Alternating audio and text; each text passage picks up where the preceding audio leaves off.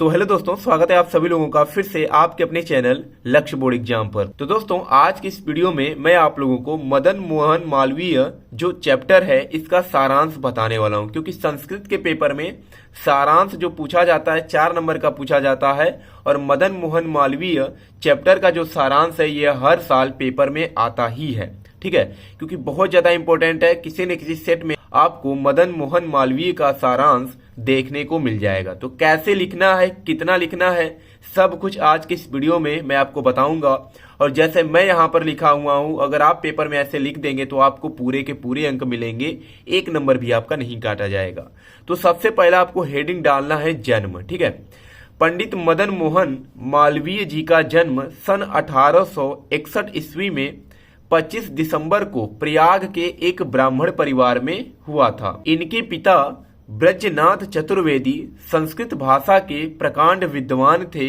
उनके पूर्वज मालव देश से आकर प्रयाग में रहने लगे थे, इस कारण ये मालवीय कहलाए। ठीक है, तो इतना आपको क्या लिखना है, जन्म हेडिंग डाल करके लिखना है। हर हेडिंग से अंतर्गत कम से कम 5-6 लाइन लिखना होता है। तो इनके पूर्वज जो थे वो मालव देश से आकर प्रयाग में रहने लगे थे, इसलिए इस कारण ये क्या कहलाने लगे, मालवीय कहलाने लगे। दूसरा आपको हेडिंग डालना है शिक्षा। क्या है, शिक्षा। इसमें लिखेंगे कि मालवीय जी की प्रारंभिक शिक्षा प्रयाग की एक संस्कृत पाठशाला में हुई थी। संस्कृत के अध्ययन से इनके हृदय में भारतीय आदर्श चरित्रों, भारतीय संस्कृति एवं देश के प्रति श्रद्धा उत्पन्न हो गई। बाद में इनकी शिक्षा राजकीय हाई स्कूल तथा म्योर सेंट्रल कॉलेज में हुई थी। तो ये हो गया इनकी शिक्षा के बारे में। अगली हेडिंग है प्रतिभा। क्या है, प्रतिभा।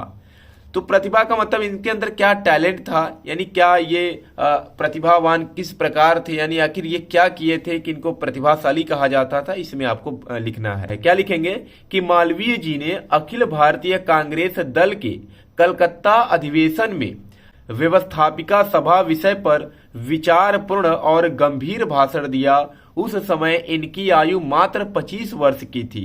इनकी प्रतिभा से प्रभावित होकर काला कांकर के राजा रामपाल सिंह ने इनसे हिंदुस्तान दैनिक के संपादन का अनुरोध किया।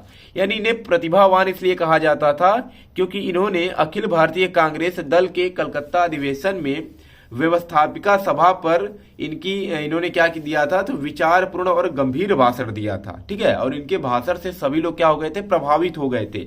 और उस समय इनकी जो आयु थी बहुत ज्यादा अधिक भी नहीं थी, मात्र कितने साल के थे, तो 25 वर्ष के थे।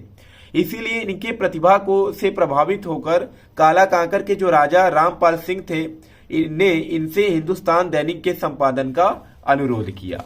अगली हेडिंग है वकालत। क्या है, वकालत। इसमें लिखेंगे मालवीय जी के विचार स्पष्ट, गंभीर एवं युक्ति संगत होते थे।